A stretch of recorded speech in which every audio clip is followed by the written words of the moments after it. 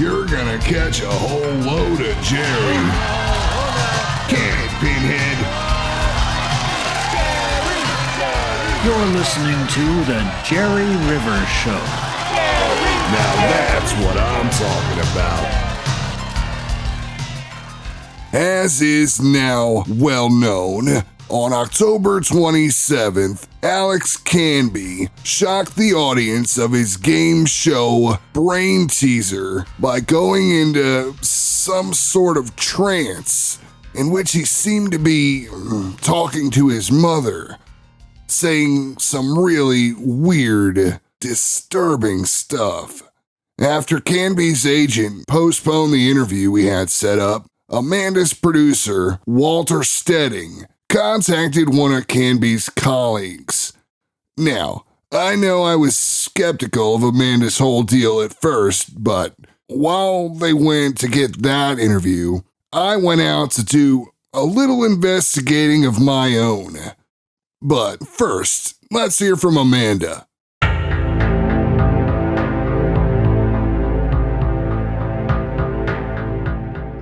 Second question.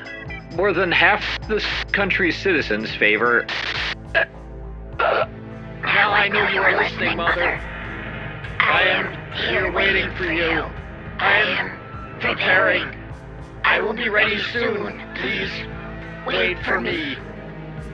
More will have to die, Mother. I'm sorry.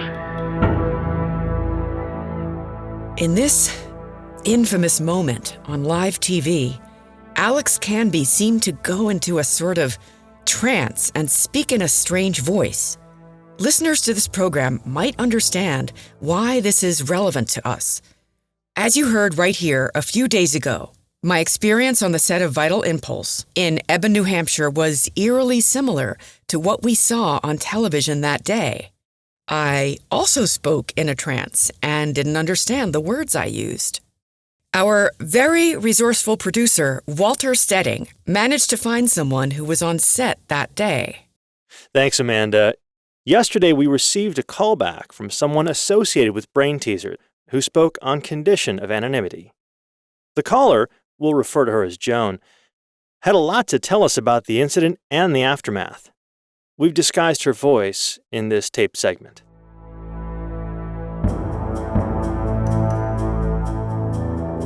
Thank you for taking this opportunity to speak with us. I've parted ways with CPI since, but I don't want to burn any bridges.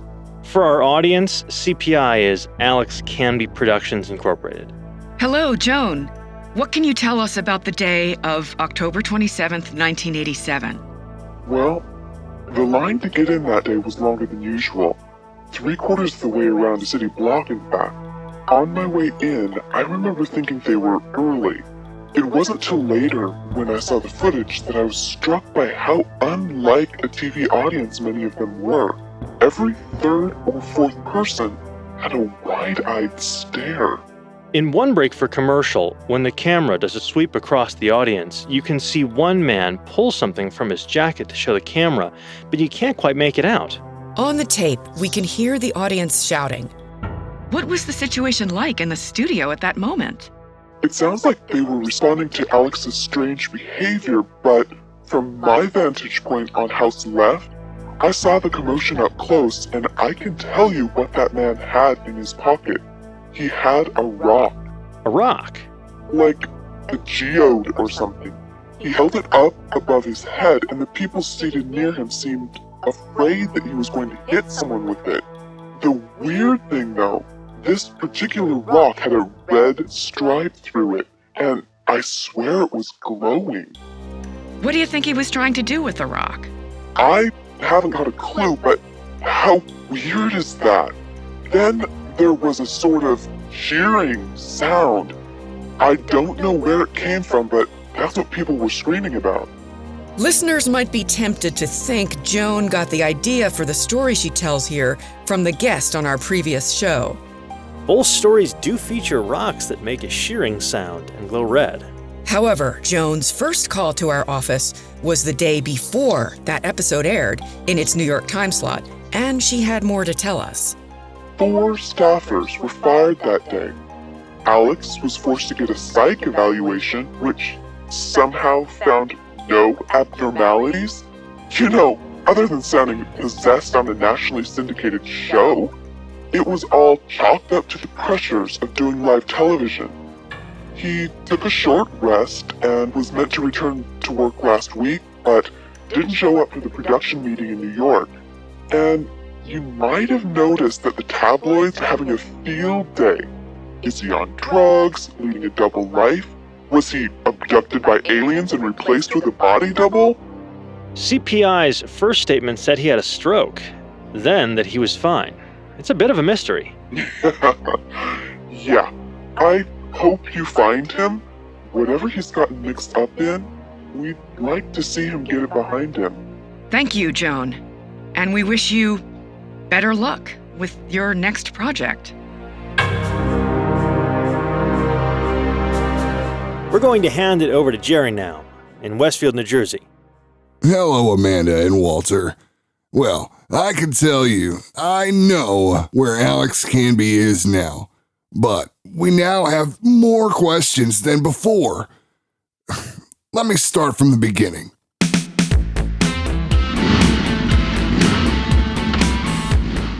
Westfield is a small New Jersey town with a high concentration of the silk stocking and limo set. Riding into town on my Harley, as is my style, I made a mental note not to run over Robin Leach. Alex Canby's house is at the end of a quiet, tree-lined drive. This is no McMansion.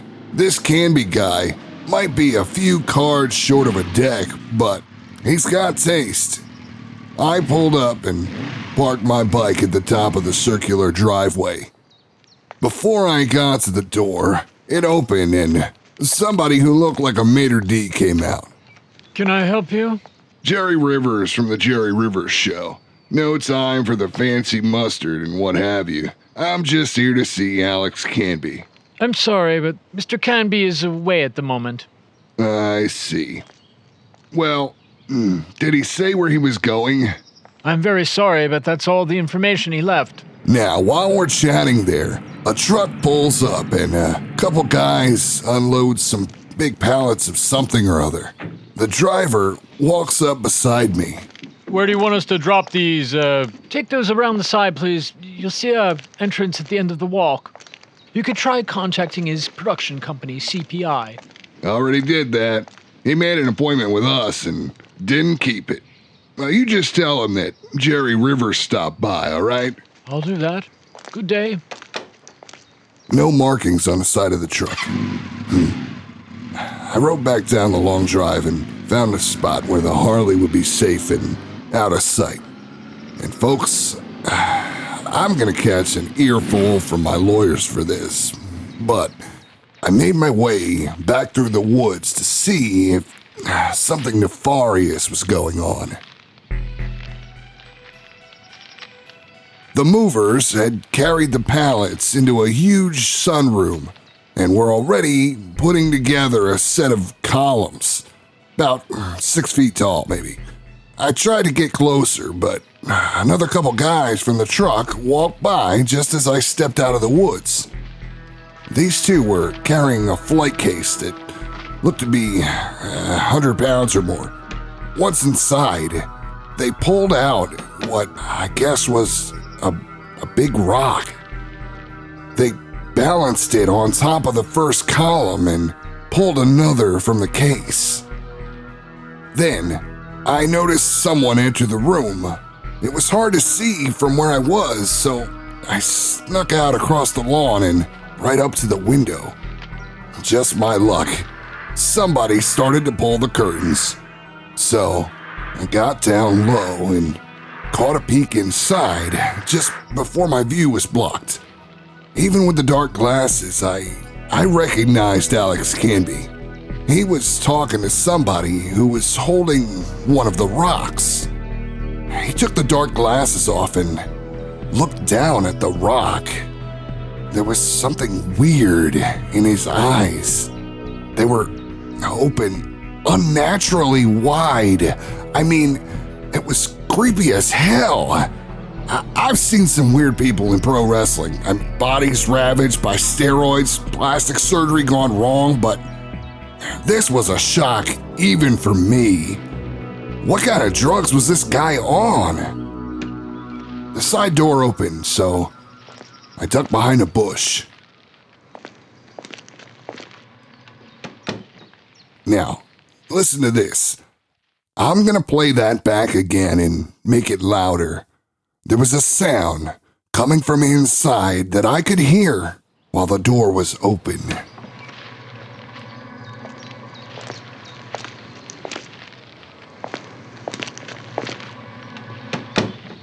So, what I want to know, Amanda, is whether this is the sound you heard up by the Deadwater Lake.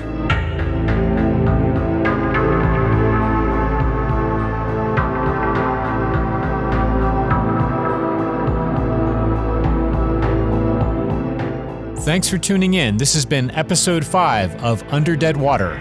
The series expands upon the universe of Mandible Judy. We hope you'll come back for every new episode. Our cast for episode 5 was Matthew Burd, Amanda Goodman, Clayton Romero, Mardi Anderson, and Chris Burke. Please consider becoming a supporter at patreon.com/mandiblejudy. You can also support us by buying our Motherlode editions at mandiblejudy.bandcamp.com. Until next time, this is Chris Burke. Thanks for listening.